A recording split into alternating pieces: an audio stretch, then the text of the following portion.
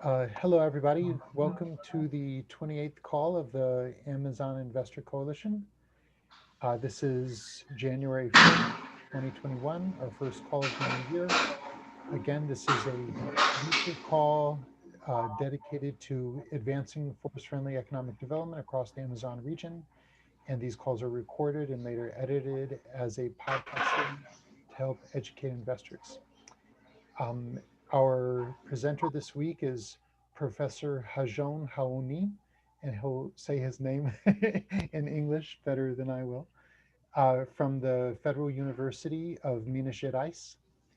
And he's a specialist in not only the science of deforestation and uh, how corporate interests are driving it, but also trade policy and how foreigners like the European Union and others can influence the game in town. Before we welcome Professor Hajon to the stage, I thought it'd be interesting just for a couple people on the call to introduce themselves. Um, Sarah, do you want to introduce yourself? You're on mute. If you're just listening in, that's okay. Sophia, do you want to introduce yourself? Oh, hey, sorry. Okay, go for it, Sarah. Hey, I'm Sarah DuPont. I'm the founder of Amazon Aid Foundation and the producer and co-director of a film called River of Gold, which we're about to release globally and are building campaigns around gold mining and deforestation in the Amazon rainforest. Please get in touch with me if you're interested in this. So happy to be here. Thank you, Jonah, and Happy New Year, everyone. Thanks so much. Sophia, you want to say hi? Sure, happy to. Thanks, Jonah. Hi, I'm Sophia Wood. I'm currently based in Seattle. I run an organization called Friends of Wallacea, which works to connect tourism income directly to conservation outcomes in Indigenous and rural communities worldwide in partnership with Operation Wallacea, which is a British biodiversity research organization. And I've been working in the Ecuadorian Amazon for the last 3 years, which is how I ended up connected to this work. I'm very interested to continue learning more from these meetings. Thank you. Happy New Year. Great. We keep on having new folks join us. So I'm just going to call on a couple more people to introduce themselves, and then we'll move to Professor Hajon. Hey, John, you want to introduce yourself? Yeah, sure. Hey, Jonah. And hey, everybody. Happy New Year. My name is John Meissner from MXV Ventures in Oakland, and we invest in early stage climate tech related startups and work with a lot of the US national laboratories in various capacities. And we are very interested to keep learning more about how groups like ours can impact Amazonian deforestation and reverse the course. So it was always great to see you, Jonah, and nice to meet everybody. Great. And Logan? Hi, everyone.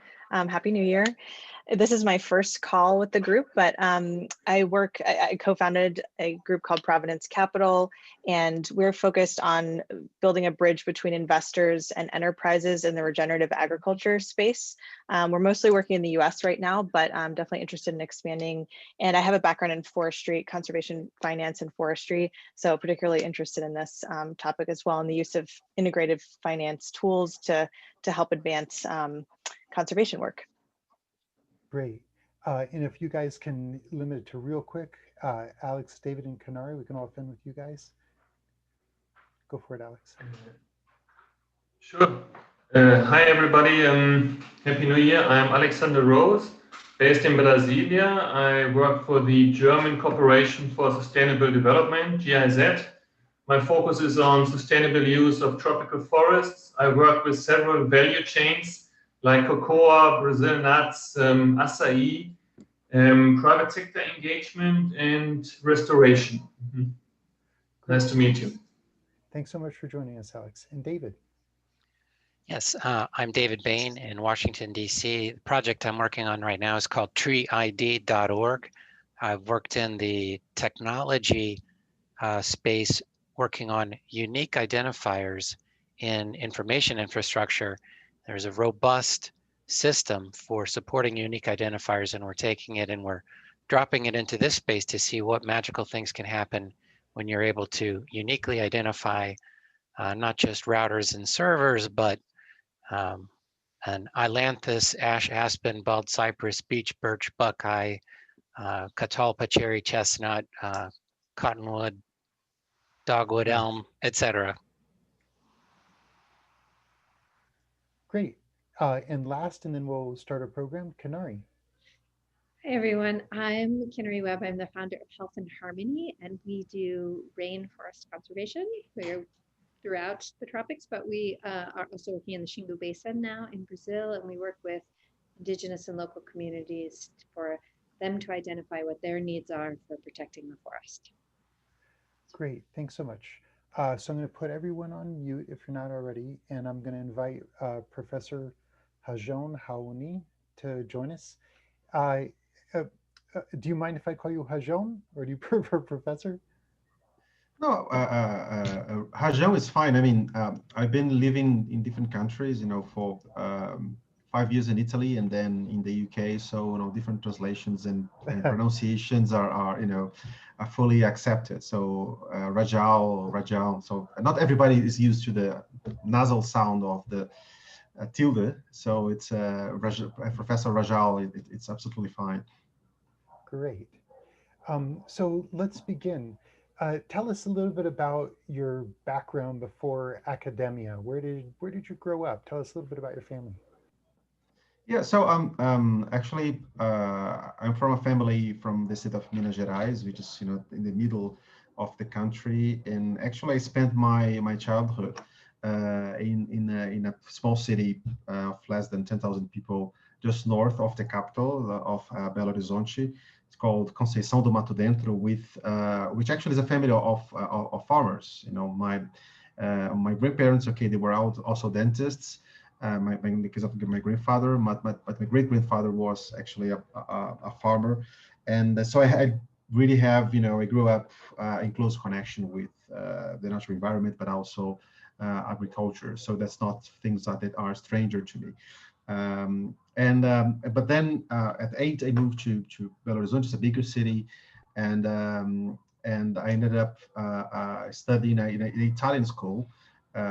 Due to cultural interests, and then after finishing my high school, I decided to go and move to Italy, where actually I did an undergrad in computer science while working in the city of in Milan, and ended up working for different companies, including Shell, also medium small companies in Italy, mostly related to IT.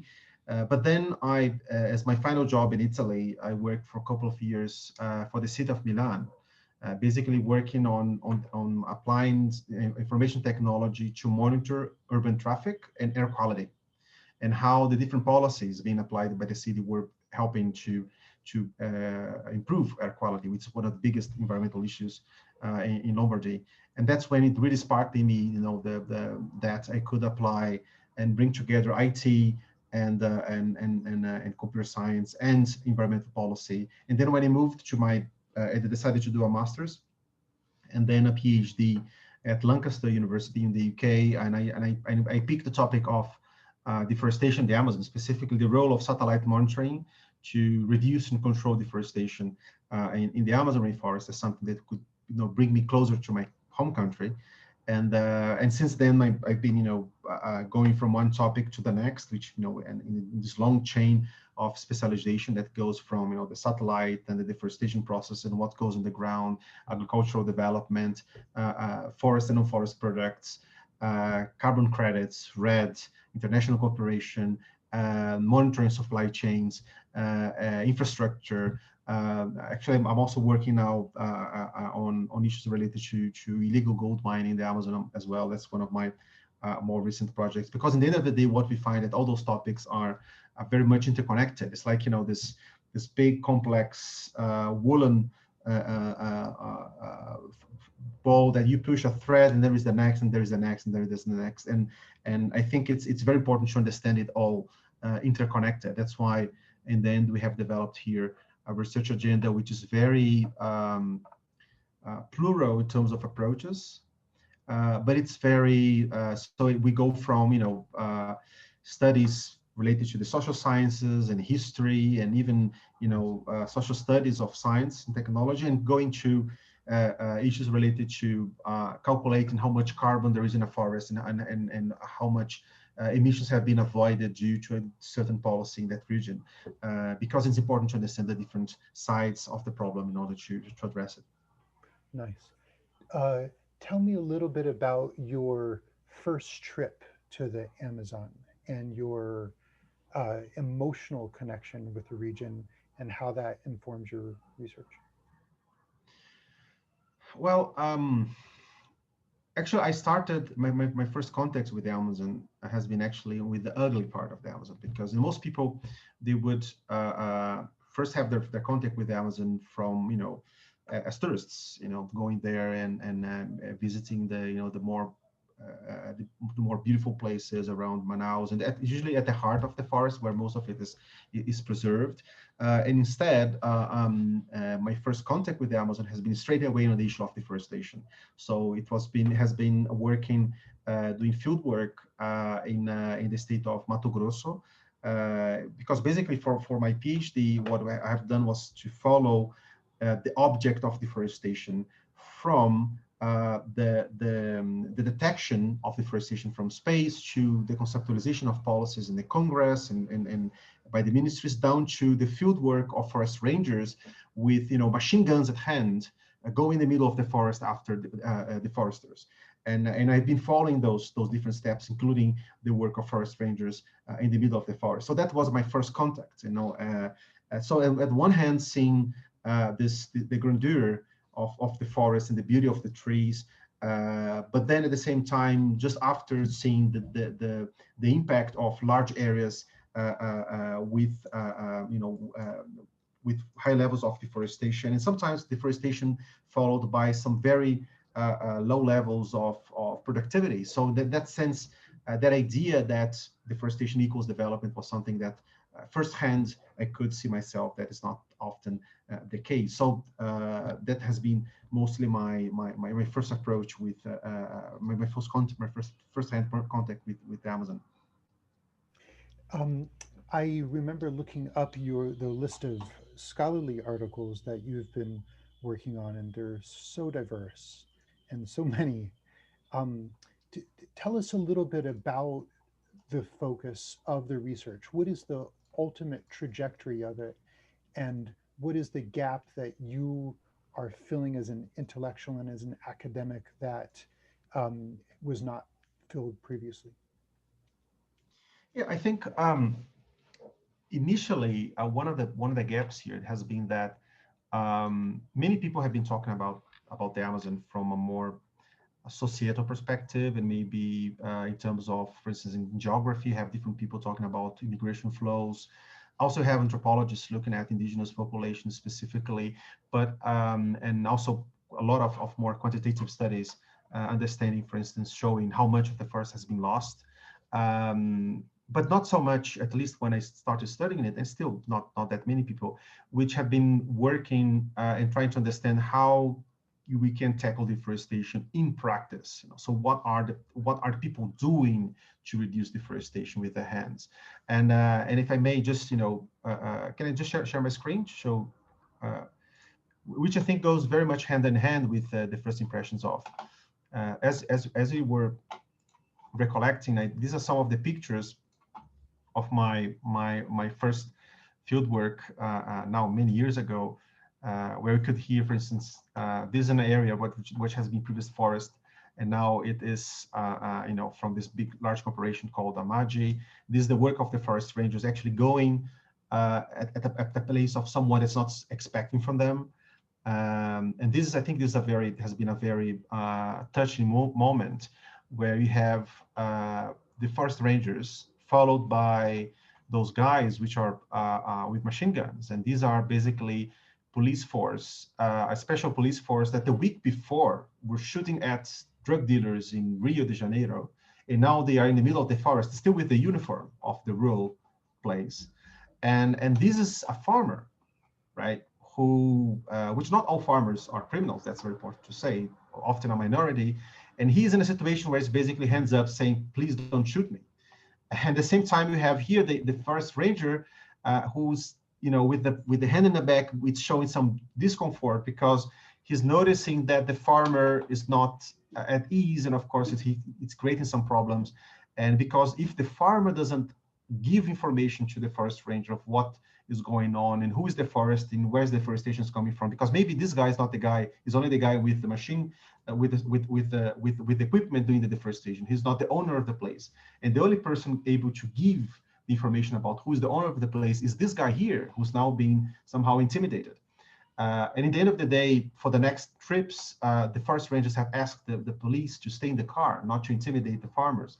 And that would hinder their work. Just to show you how complex these situations are and how important it is to go and see those and understand those issues from, in this case, an ethnographic perspective. So how things happen in their cultural milieu. And then this very bottom-up ground level understanding of how deforestation control takes place, of how people react to this, has been really very informative to my more quantitative work later on, because nowadays I do not do as much field work as my students. Now I have a big team of about 30 people that work with me. But every time we do the research on this, there's always the understanding of how things work in practice. And every time we talk to government, it also departs from the idea that we cannot ask from them something which is beyond also their institutional capabilities. So I think this bottom-up, grounds-up perspective was really helpful. And it was something which was, and it still is, relatively new.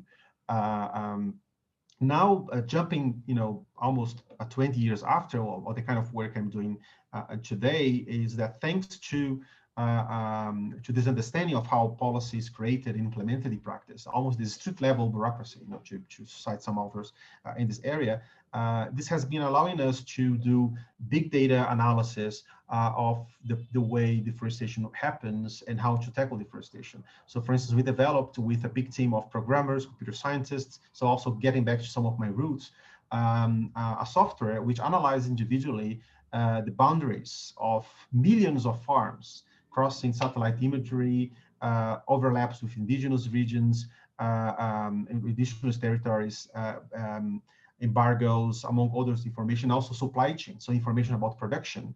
And in order to understand, for instance, what's the level of contamination of Brazil's agricultural production and exports.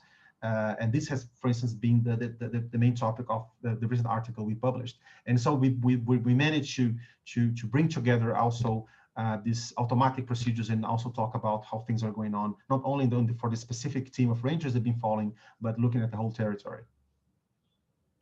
Wow. Tell us a little bit about your research and your article of the bad apples that spoil the bunch in Brazilian agribusiness. So I think this work actually has been a natural progress of the work we have been doing before, and it actually departed from a question that kept coming up. In everywhere we went, people, especially from the agribusiness, were pointing it out, and also from civil society, because there has been this huge debate, right, around deforestation in agriculture in Brazil, and agribusiness specifically, where the agribusiness would say that they have nothing to do with deforestation. Brazil is the most sustainable agriculture, has the most sustainable agriculture in the world. The people who deforest are ours, the other. It's other sectors, timber sector, or just people grabbing lands. That has nothing to do with the production of meat and soy, especially for export. And on the other hand, you have especially environmentalists which point out and sometimes even suggest that most of the production, agricultural production taking place in Brazil, is linked to deforestation.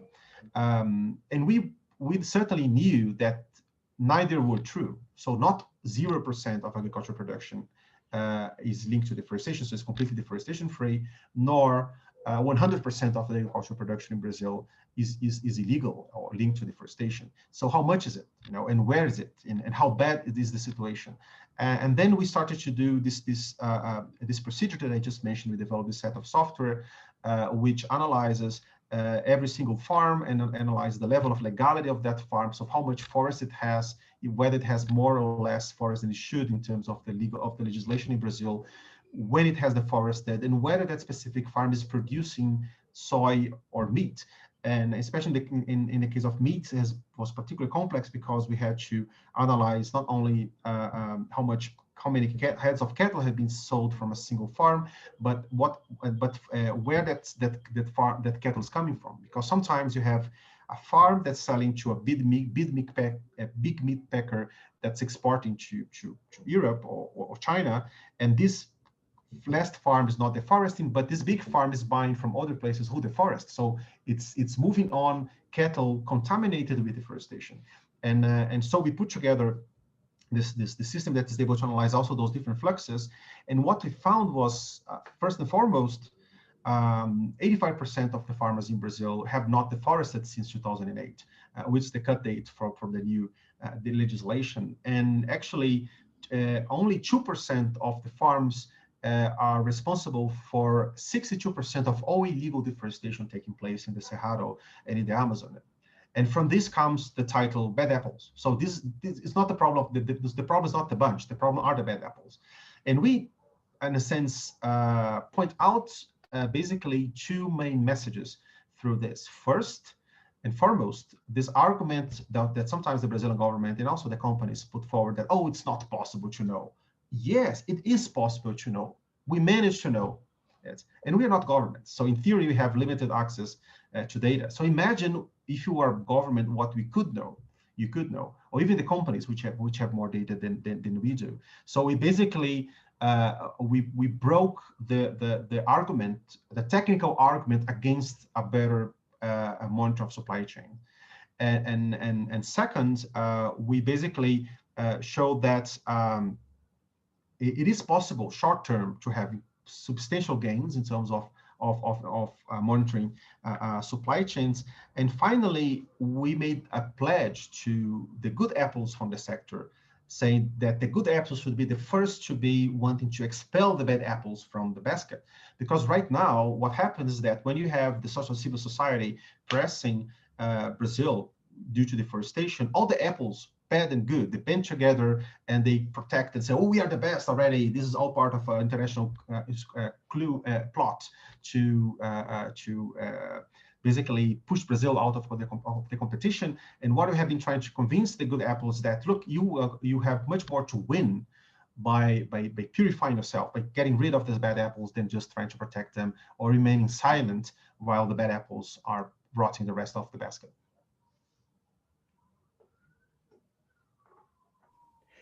Tell us a little bit about how your work is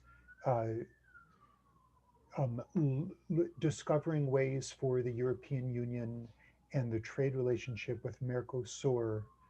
How can the negotiations surrounding those trade agreements influence the bad apples and the good apples and give one more leverage over another?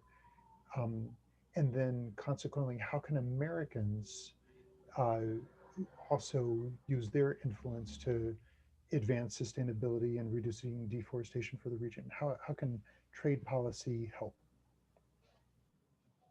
No, I think it can help in different ways. So, okay, before our article, there has already been some studies, and especially the ones done by Trace, which is, that group that brings together Global Canopy and also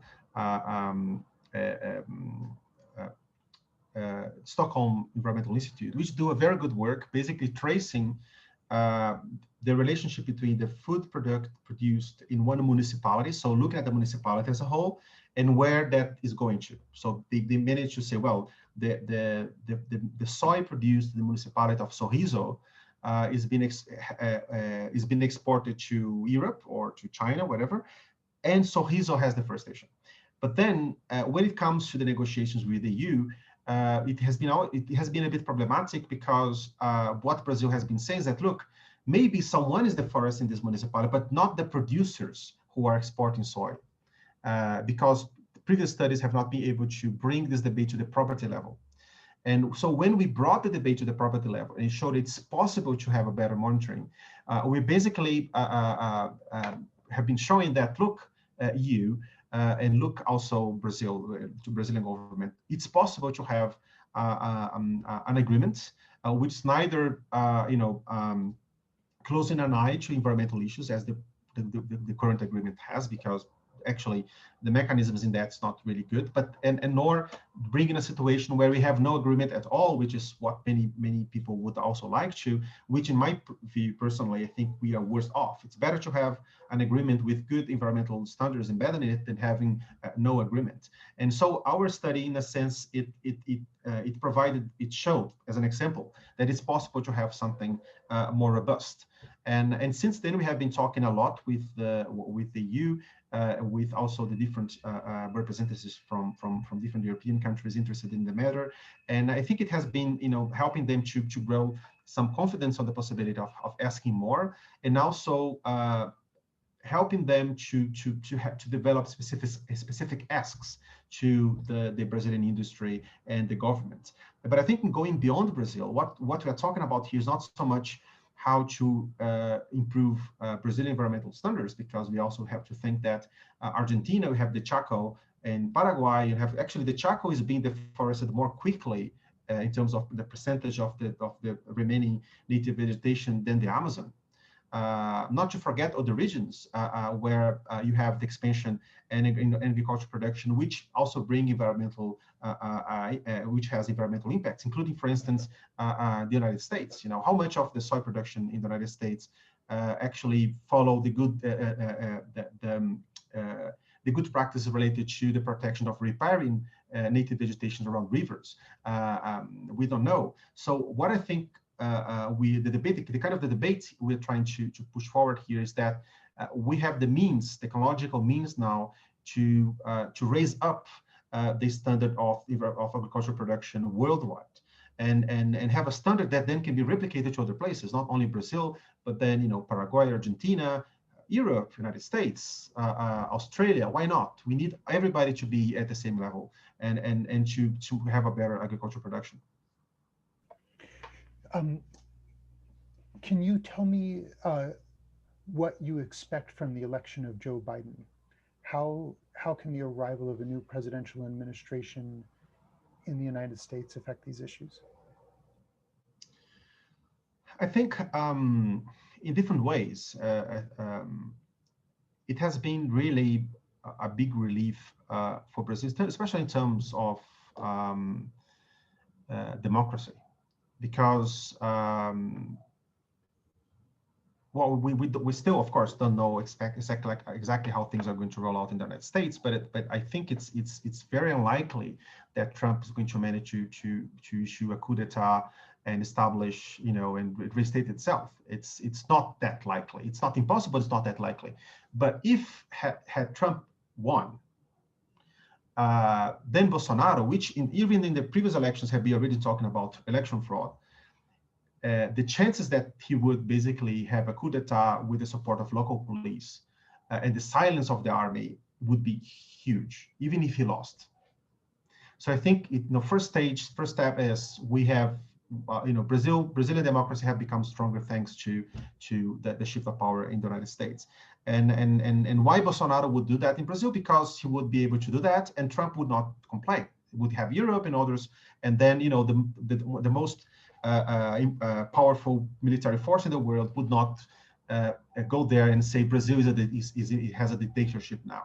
And this would, of course, back Bolsonaro's intention. So I think that's extremely important. But I think specifically in relation to the environment, what we have is the acceleration of a shift that's already happening in different places.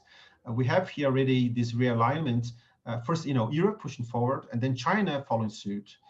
China of 2021 is not China from 1990s.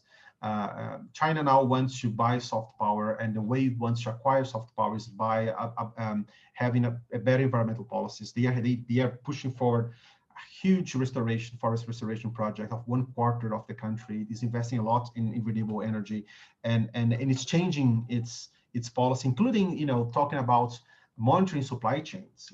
That's something that would be unheard of a few years ago. And then you have this, this axis of Europe and China. And if the United States, and now that Joe Biden is on, the chances that you have this third huge part adding up, basically makes renders the environmental governance, a better environmental governance, something which becomes hegemonic. So there is no way you can get out of this, thanks to now the arrival of Joe Biden. And even though Joe Biden might not interfere directly, and of course now we have to see whether the campaign promises of helping Brazil financially and or eventually punishing Brazil if it doesn't abide to certain environmental standards, how those are going to go out. But certainly this shift in the geopolitics of the environmental debate is certainly going to make a huge difference here. What advice do you have for investors and philanthropists in the United States and Europe who want to use their local political pressure with government, state government, federal government to help? What advice do you have for them? Well, I think that one of the key advices here would be to know that Brazil has the means to reduce deforestation drastically. It needs to want to do this. So no excuses, right? In our article shows very clear, there is a map showing who is deforesting illegally in the country. So something like, okay, use this map. Oh, it's so difficult, don't have enough personnel. But you can start, for instance, issuing a decree that, for instance, cancels the registration of all those farms that have deforested illegally. You bank can stop providing loans to those guys. The banks are not doing this right now. The companies are still buying from those companies and those farms deforesting legally. So there is actually still a huge gap between what companies and governments saying that they do, and also there's a lot of excuses, right? So I like this expression, fig leaf excuses related to the impossibility to do something about deforestation and what we are seeing right now in terms of scientific outputs. Remembering that, I think the role of science here is to make the maybe a bit grand here, but making the impossible possible. Before people made an airplane, it was not possible to fly. Now it's possible to fly. Before, not only our group, but other researchers around the world, now collaborators in the United States, in Europe, etc., put together all those tool sets that enables the monitoring of individual properties. It was not possible to have that level of the control of the supply chain. Today it is. So let's stop acting as if it was impossible to clean supply chains from deforestation. I think this is a very powerful message, and I think this goes especially for investors who I understand are very concerned about taking their money out of Brazil, because especially if you look at the biggest meat packers, they are very profitable. The biggest meat packers in Brazil have their shares double in price last year, double. So, and they don't want you to get to step back. BlackRock still have some big investments in those companies, and I think when the investors will start really to take their money out, not only one investment fund in Sweden and that's it. I think that's going to really send a strong signal, because the truth is that politicians and many farmers, they still thinking that this environmentalist talk is all bark, not biting. It's just talk, and they are basically, they have been doubling their bets, and Bolsonaro represents this very clearly when he just defies everybody and say, I don't care, because he believes that the world needs Brazilian food. It's going to starve if the Chinese don't have their steak, they're going to starve. That's not true. They're not going to starve. They just have more chicken. And I think it's important to send a stronger message and saying that this is not just talk. There's actually real decisions taking place behind that. Speaking of the role of investors to divest and to send market signals, are you aware of any particular proactive investment opportunities? Are there any new technologies or growth industries in the Amazon region that foreign money or even local Brazilian money, an injection of such money could not only help advance sustainability, but also have a high chance of providing a healthy return on investment? Well, I think there are some interesting opportunities. One of them, actually, just as an example, it's there's a story of a guy called De Mendes, and he's a chocolate baker. Actually, before that, he was a scientist, basically helping and to develop cacao industry at the heart of the Amazon, around the Trans-Amazon. But then he became a chocolatier, putting together a small company, and they have started selling over the internet. It's not that cheap, but it's possible to get. I often have their chocolate delivered to my doorstep here in Belo Horizonte, which is thousands of kilometers away, and it's always hand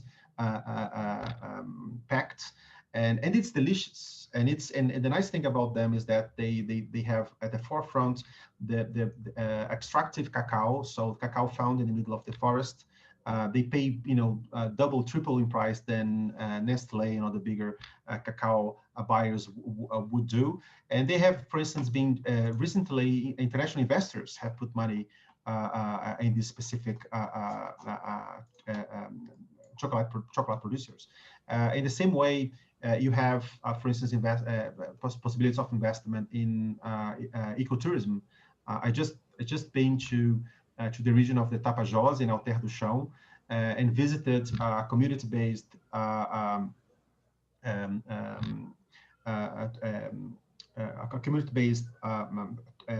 touristic organization in the Flora Tapajós, which is a conservation unit.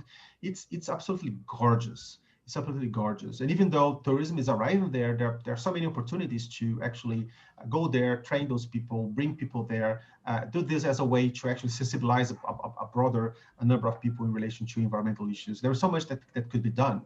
And certainly private investments, responsible private investments could absolutely help. And I think a third opportunity related to reforestation. According to Brazilian legislation, requires farms that have been medium and big farms that have been deforested illegally up to 2008. They have 20 years to reforest, and this basically creates on the one hand the legal requirement for huge areas. Actually calculated that about 18 million hectares need to be reforested in Brazil by the next decade. And this could be done also with a business model behind this. You can produce wood, you can produce forest and non-forest products while you are restoring, because legal reserves in Brazil are not areas to be fully protected, it cannot be touched. These are areas of a forest economy, of a native economy, a native vegetation economic use. So I think there are different big opportunities there related to those different possibilities. Great.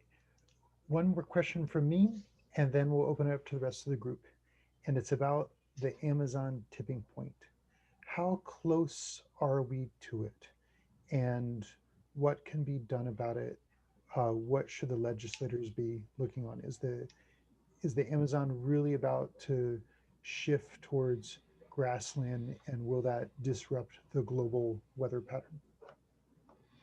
Well, it's difficult to say about the global weather pattern, because when you talk about the global, we have to remember that, for instance, in terms of greenhouse gases, Brazil represents about 3% of emissions, and land use emissions around 15%. So if you don't stop burning fossil fuels, we are going to be doomed anyway. But in terms of regional rain patterns, that's already happening. And so it's not about the future, it's about today. Of course, it's, scientists, and we are always, very conservative and very careful about the, because in science, mistakes are very heavily punished, while when you're right, it's just science, so it should be right. So that's why science are always very conservative. But the fact is, if you ask me, I would probably not write that in an article, but I would say informally that the tipping point is already there. Some articles, including some done by people from our research group, shows that the southern part of the Amazon, mainly due to deforestation, the wet season has been already shortened by an entire month on average. And that's exactly the region which adjacent to the Pantanal, which have basically the water coming from the Amazon and also the Cerrado to fuel the rivers. And we have dry rivers this year, and which is crazy. Areas that have never been dry this year have been dry, and 40% of the biome has been going up in flames.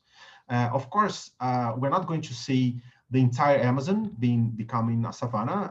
And this, if you look closer at the research done by Carlos Nobre and others, a part of the Amazon is going to still there, especially the one more on the west. However, the eastern part and the southern part are very likely to savannize, as it's already happening, due to degradation, due to changes and patterns. And this, even though before the studies have been pointing out that the tipping point would be around 40%, the new studies are now talking about even 20%. And we are already at that, close to that. So I think we are, rather than saying, are we there? We should be basically saying, well, we are already, started to fall in this huge, fall out of the abysm, and now we need to get back, right? We need to reforest. We need basically to revert the process. And so I think that the situation is pretty dire. Thank you, Professor Hajom. Kanari, you're up. First of all, just thank you. This is a fascinating discussion and so interesting. And that story about the bad apples is so powerful. And you said, you really were encouraging the good apples to put pressure on the bad apples. Did that actually happen? Did they do that? Did they? Well, it's difficult because I've talked to, before the publication of the article, I talked to everybody in the prediction sector, because basically what I've been telling them was, look, we don't want to just bash at people and make them look bad. If the sector, the government wants to, before the publication, take a picture by my site saying we've learned that it's possible, the technology here, and we are taking action, we would be there. Because we don't have sides on this. We don't actually. I would love Bolsonaro to be a great president, because that means having a better country. However, they have chosen not to do so. First, because I think there was specific relation to us. What an article could do, right? It's just science. That's not really important. While actually they have been proven wrong, because when the article came out, it was a big repercussion, and suddenly you have all the news reporters pointing their microphones towards the vice president and the minister. Oh, what about this article? And so that luckily I've been talking to them beforehand, but I don't think they were aware of that, but they probably did not expect such a big reaction. And now what we see is that, for instance, in the state of Pará, where I think they are taking it more seriously. We just signed an agreement a couple of weeks ago. I've been with the governor, and he was actually the first major political figure to go out in public and saying that we are now partnering with Professor Rajão to improve the monitoring of supply chains, which is a very thorny issue. Many people in the agribusiness, they would certainly, I'm sure that many people have called Hélio Barbalho to complain with him after he has made this declaration, because it has a political cost. At the same time, what I see in the agribusiness is some people are in denial. Just for instance, I've been in this group which puts together NGOs and this private sector to discuss the improvement of the beef supply chain. And then this guy, which is a representative from the sector, were basically going on and on, saying how great the Brazilian agriculture is, that to use data for animal health purposes, for environmental purposes, is going to ruin what's already perfect. And then I had to call him to reality and say, look, why do you think are we talking in this room? It's not because things are perfect. If things were good and perfect, we would not need to have this group. We would not need to have this conversation. But things are not. We are in deep trouble. So stop acting as if we were not in deep trouble. And I think this is the problem, right? They just, they just pretend things are great. And why? And I think that's important to emphasize. Brazilian agriculture, including those that deforest illegally, have never made as much money as they have been made in these last 2 years. So their pockets are full. So it's very easy for them looking at the short-term things. This is all bullshit. They're yucking, but they're still buying from us. And that's going back to that argument. They have to be shown otherwise. Otherwise, they're not going to take this seriously. John Meissner, did you want to ask a question? Yes, let me unmute myself. Thanks, Jonah. Yeah, so a lot of examples of Amazonian innovation seem to be very focused on a specific industry like cacao, or a small company that's trying to work in a specific vertical like ecotourism. Are you seeing examples of innovation or innovators having a broader systemic impact? I'm thinking like potentially unleashing markets that the current startups that you described could leverage to grow their businesses at scale, or things that have a much broader impact than maybe one small business could have. Well, it's difficult to point towards that. I think let's say the forest industry, I think, could have a big impact, mostly because timber is such a basic commodity, and the demand for good timber is something which is going to grow in the next years. But that's something which is which demands first a transformation in the sector, which still lots of illegalities. Also transformation the way we because Brazil has never had a sustainable large scale timber production sector. The only kind of timber production that has been produced in like that way is soft timber, which are implantations, but none of that with native. And in order to bring that into the native, which could have a huge impact, because I'm sure the same way people are now consuming the Brazilian meat and soy all over the world in high quantities, if we had very good hardwood, sustainably produced, being sold all over the world, that would certainly be a huge demand for it, much more than acai, for instance. But I think there are many obstacles in relation to that, regulatory, but also in terms of the way the sector is structured, and also technological ones, because truth is, Brazil managed to scientifically reduce the time of eucalyptus production from 25 years in Australia to 6 years. And this is huge. It's the only country in the world that's able to plant a tree and take it out in 6 years and sell it. But we have not been able to do the same thing for other tropical timbers. And maybe it's not going to be 6 years, but maybe we might be able to have 15 years cycle for a high quality hardwood, and that would be fantastic, for instance. But we need investments in place, and long-term investments in place to make that happen. Makes sense. Yeah, thank you. Alex Rose. Okay. Yes. Hello, Professor Rajon. Nice to meet you.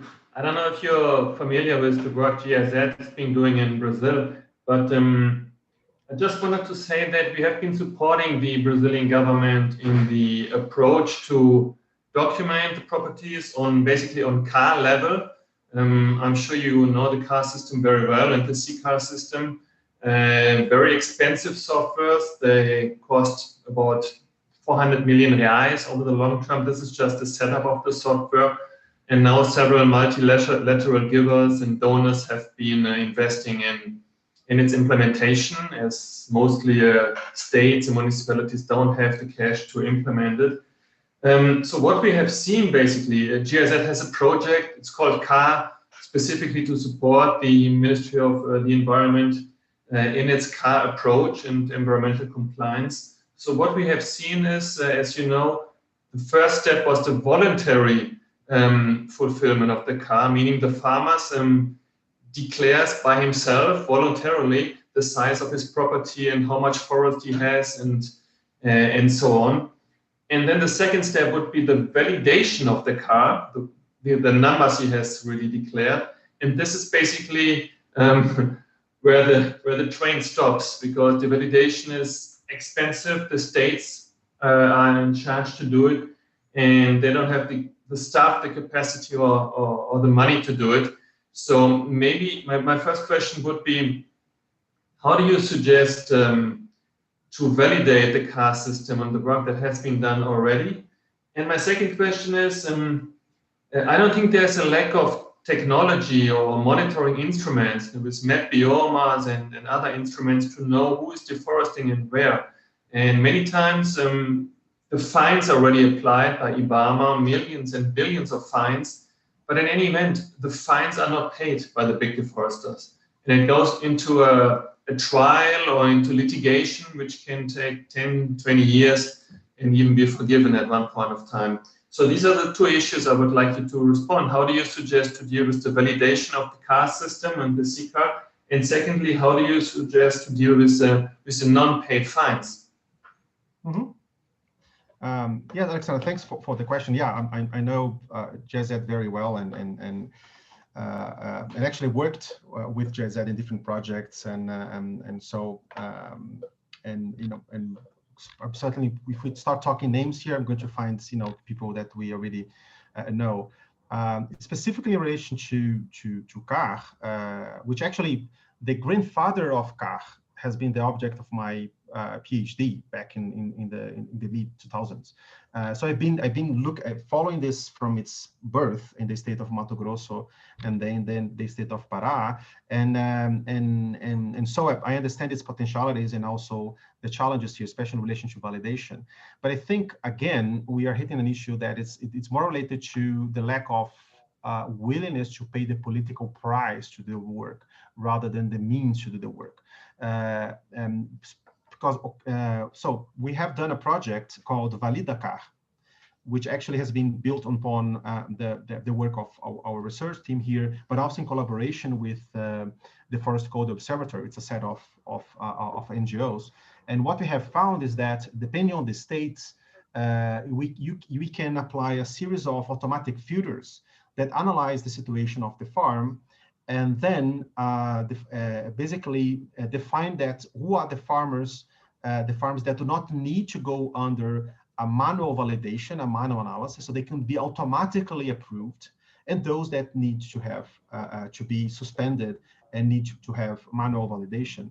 And in this way, we could quickly actually validate, depending on the state, up to 30%, even more, of the farms. However, if you validate 1/3, you unvalidate the other 2/3, which means giving problems to the other 2/3, which are then going to knock at the door of the president, the Bolsonaro, and the governors, and complaining that they have problems, they have issues, they have dependencies, and many of the problems that ValidaCar are going to raise are not solvable because it's basically people grabbing each other's lands. These are conflicts.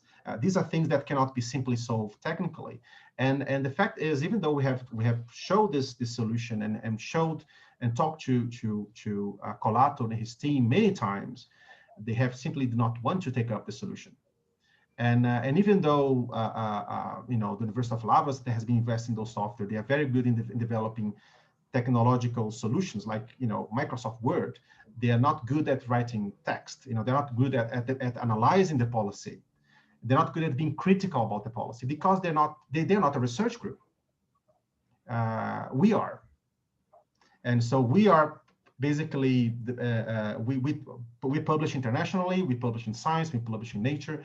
We know where are the issues. They're not simply there to develop what the Forest Service asks us to. And this allows, independency to actually push forward for solutions. And I think that's the situation right now. They are not being pushed forward for solutions. And in the end of the day, advancing with the validation of the car would bring some political cost they're not willing to pay. And this concerns us also because, for instance, you have another project also supported by the German corporation, which is called Nova Carne, which actually has within its scope the monitoring of supply chains and the monitoring of cattle. And that's not happening. Why? Because it brings a political cost. And so I think that, I understand that there has been a lot that has been achieved, but what has been achieved has been in areas with very little political cost. To register someone at CAR has very little political cost because you're basically exchanging some form of visibility that might not entail a punishment with the ability to access credit. So farmers do that because they want to access credit. But when you move to the next step and actually have something that has consequences, then they don't want to go there. And then they claim they have environmental or technical difficulties.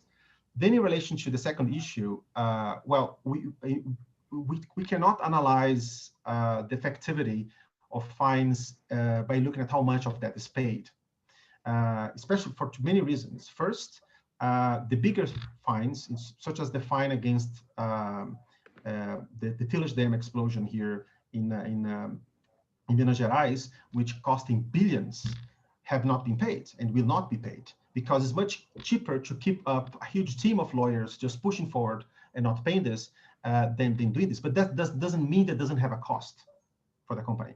And when you fine someone, when you embargo someone, you prevent that person from selling the produce.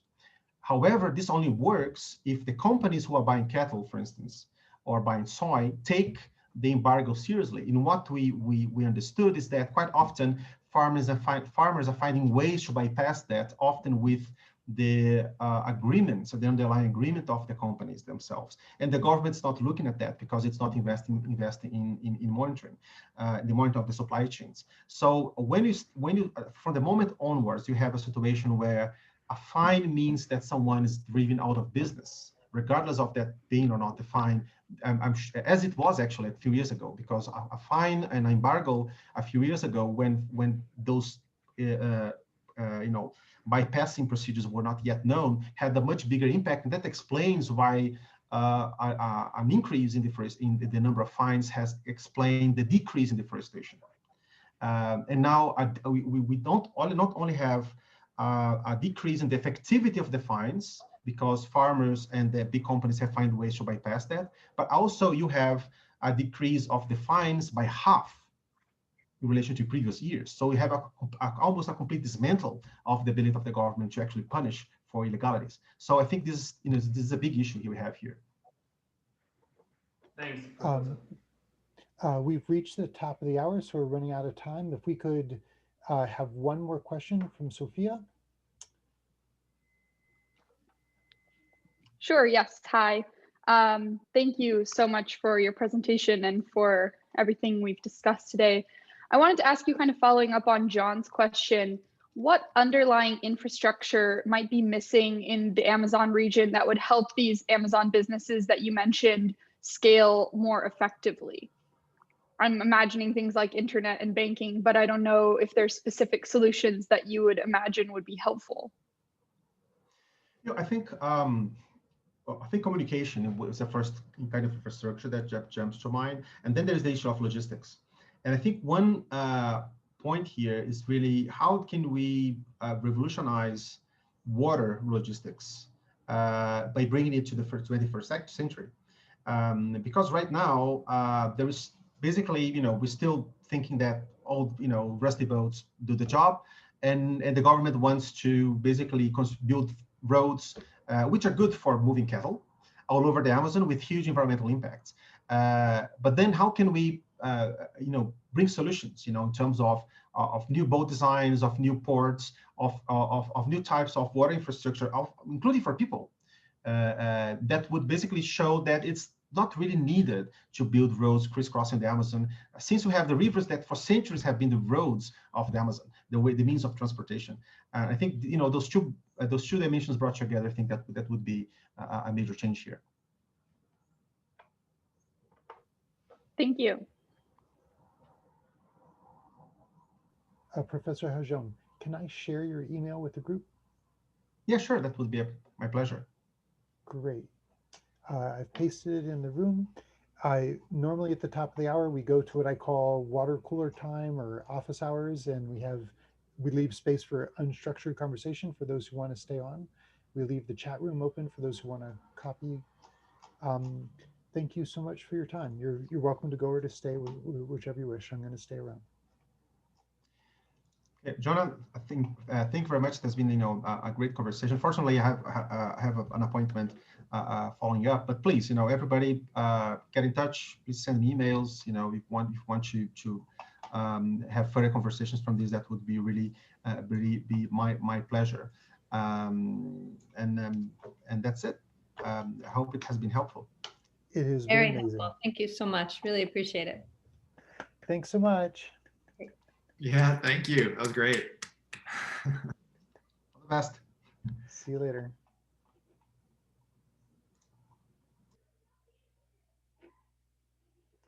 Hey guys. Hey, Jonah. Hey, following up that last question from Sophia, do you know, has there been any look at sort of like a marine hydrokinetic or sort of like power extraction from the waterways down in some of these Amazonian areas? Yeah, there has. Brazil gets like some extraordinary percentage of its electric power from hydro. It's Yeah. like 60%. Maybe it's 40%. And there are some active hydro plants in the Amazon region, but there have also been some that they attempted to build, but protest stopped them from being built because they would flood indigenous lands and things like that. So it's controversial. Yeah. But I don't know too much about it. Yeah, it's interesting because there's some of these. There's been a few companies in the past decade, and some of the labs up here have been looking at some of these like run of river type devices and kind of current devices that get away from the needs for these huge dams. Oh, really? Yeah, and I know some folks in that space, and I've been kind of I hadn't even thought about it as something applicable here, but it's very good for sort of like on-site power, or a village on a river maybe could use these kinds of things. Not sure, but Well, that would be super interesting. yeah, I'll see if I can poke around and send you some stuff. Yeah, that'd be great. Wow, there's obviously a lot of water flow in the region. Yeah, right. Exactly. There's water everywhere. It's a You rainforest. could tap that without putting up a dam. It's incredible. Yeah, it is. And they've even, so some of the applications even in North America and in Europe have been for ag. You know, can you put in sort of like a semi-permeable, non-permanent dam structure that can, you know, like serve the load for the local sort of like tractor needs or whatever, that kind of a thing. Wow, that's huge. And I bet there are ways to do it so that it's biologically friendly, so you don't have, Yeah. fish or whoever getting caught in it. Yeah. Especially because a lot of the investments come from European governments and the US government into some of these technologies. So they're always extremely worried about that. And a huge amount of funding has already gone into things like tracking not just efficacy, but safety for wildlife and everything. So, yeah. Nice. There's two associations that have resources overlapping there too. There is a small hydro association, the association just for the small hydro, not the major dams. And the other one is EGSA, which that's the association for distributed power generation, which includes everything from small solar array, small hydro, to just your regular run-of-the-mill backup diesel generator. Wow. I'm going to post these. I'm searching for them online. Yeah, I'll send you a couple. I'll put a couple in chat here. Here's a couple NREL papers. Great. Here's one about the environmental impacts for marine and hydrokinetic. And that's the MHK is that sub-industry of hydropower. It's marine hydrokinetic energy, which basically means it's either like ocean devices that bob up and down on the waves and generate power, or that are tidal devices that you run the tide through a turbine on the seafloor, Wow. or some other kind of similar types of devices. But yeah, let me see what else I can find. David, are you also involved in hydro entrepreneurship? I am not entirely involved in hydro entrepreneurship. I just happen to have a neighbor who was the senior policy advisor for this association. And looking at her LinkedIn, it looks like she left there a number of years ago, but the name of it is the American Public Power Association, that does not-for-profit electric utility sector. Interesting. Great. She was the hydro person there. Rebecca Blood. Nice.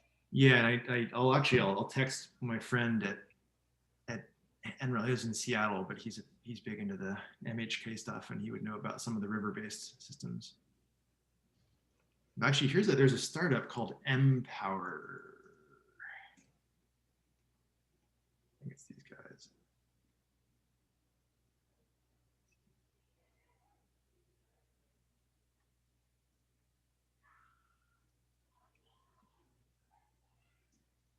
I'll check this down. Yeah, it's an interesting area, and it's still relatively it's tough because you got to find the right application for it for the economics to pencil out. So it's something that hasn't gotten to scale yet, but a lot of research money going into it. The price of internet access in the Amazon consistently goes down because of satellites, because the cost of putting up satellites is consistently going down. So I think there's an emergent boom there, but the great majority of the population is in the urban Amazon. Yeah. And those cities already have access. Emergy is the company I was thinking about. EMRG. I just posted a link to their site here. Great. They do this kind of run river thing. Great company name. Well, you know what? Yeah, the woman who founded its name is Emily. I think that's where the EM came from. I have a friend named Jennifer who has a lot of energy, and her email address is Genergy. No way. What? Oh my God. She's sort of fun based only on backing creative named startups. You're good. Assessment. As easy as that. Nice. I do like the idea of looking at a broad cross-section of innovation in the United States, people who've never thought of the Amazon, and bringing them together on the Amazon and having, a big brainstorm with some of the Norwegian governments and others watching, it'd be fun for us to put together a list of. I think that would be very fun. And I don't think it'd be too difficult to find a bunch of North American experts who'd be very interested in looking at this problem. Nice. Giant business opportunity. Yeah. I'll send you guys an email about that. Do you guys know each other? We just met. Just met, yeah. We're going to try to hop on the phone in the next couple weeks here. Great. Yeah, you guys have similar towns. Yeah. Great. Well, yeah, great, John. And then I'll shoot you an email with some more of this information about that MHK stuff. And great to sync up on your thoughts on this experts conversation, because I'm happy to think about people who might be a good fit for that. Great. We've got some big news coming up this year for the Amazon Investor Coalition, some expansion. We're going to be doing a big event, like a global summit this is just planning phase now, but maybe a global summit on the Amazon focused on investing in April. Oh, wow. Focused on facilitating the transactions and scaling. And our podcast just went live. I don't know if you look at the website, you can see it there, our TEDx series. We've got 30 more episodes, in the pipe that have already been recording. So, yes. 30 episodes. When did you have time for that? Well, it's just the recordings of all of these phone calls, that Okay. we just haven't posted online yet. So I haven't had time to do all the editing, but I've got colleagues working on it. So, yeah. Super excited to have you guys on board, and there's giant opportunity. So very happy to follow up with both of you. I'm looking at so it's on the AmazonInvestor.org podcast site then. Yeah. If you see, it says podcasts and videos. Yeah. Congrats on getting those things out there. That's exciting. Yeah. That's really great. And nice. So did you have a nice New Year's and holiday and everything? Yeah. I know my kids better now than I have in so long. And their friends and their video games. Sure, the video games. Absolutely. Yeah, right. How was your holiday? Flexing some video game muscles you haven't used in a while. Exactly. How was your holidays? Mine was good. I was up in Sacramento visiting family over Christmas, and then just back in Oakland for for New Year. I don't have any kids or anything, so it was a lot of Zoom and video calls, catching up with friends, and finding excuses to drink champagne. So, Nice. didn't need many excuses, but it was a lot of fun. Yeah. How are your holidays, David? Thank you. It was uneventful, but we're happy for that. My daughters are both home, 23 and 15, and wow. they were watching British baking show. There's some new Shaun the Sheeps that are out, and we watched some of those, and the old series Merlin. We watched that, and my 15-year-old, I'm teaching her to drive, so I'm getting to know her because she's got to talk to me if she wants a driving lesson, otherwise she'll just play her video game. That's funny. That's great. I have a 16-year-old and a 11-year-old, and I've been itching the 16-year-old to study the driver's manual and get into driving, and he's for 6 months just saying, "Oh yeah, that's a great idea," and then not doing it. Yeah. No hurry there. Let them ride autonomously. Yeah, well said. Yeah, no kidding. Get that lane assist going. And David, I just realized that you have an X-wing in the background, so that's pretty exciting. Yeah. Pretty good. Yeah, one of the startups that I advise here on the East Coast is a DC Startup of the Year called Airgility that uses AI with their drone video capture for all sorts of, it's safe AI, anonymized, and yet it's giving useful information to the Air Force and the Department of Homeland Security and that sort of thing. And so we have our aviation and it's sorts of backgrounds for those conversations to keep things interesting. Those are pretty good. I had a call this morning with a client, and in the background I changed this here, but I had my Zoom from some holiday stuff, so it was like Charlie Brown and Charlie Brown's Christmas tree in my background, which is like, oh yeah, that's right. Zoom doesn't default or anything. Yeah. Yeah. Something to talk about. Indeed. Nice. This is my very first day using a Zoom background. Yeah, you got a good one there too. That looks like the Amazon. Yeah, it is. I don't know where, but that's what Google Images tells me. Yeah, exactly. Very appropriate. Nice. All right. Well, thank you, Jonah, for setting these things up. I'm finding them very valuable, and they've been great jumping into. It's My really pleasure. how many speakers you've gotten these things. They're all top notch. Yeah, it surprises me as well. You'd be surprised. And we're booked until mid-February, so we've the lineup continues. Yeah, great. All right. Well, enjoy the start of the new year here. And yeah, I guess I will talk to you. I'll follow up with you in an email, but we'll all see you next Monday, me or Andrew. Sounds great. All right. All right. Take care, fellas. Hey guys, have a good one. Bye-bye. Later, David. Nice to meet you. You too, John. Cheers, Jonah. Cheers, David. Have a good one. Bye, John. Bye, Jonah.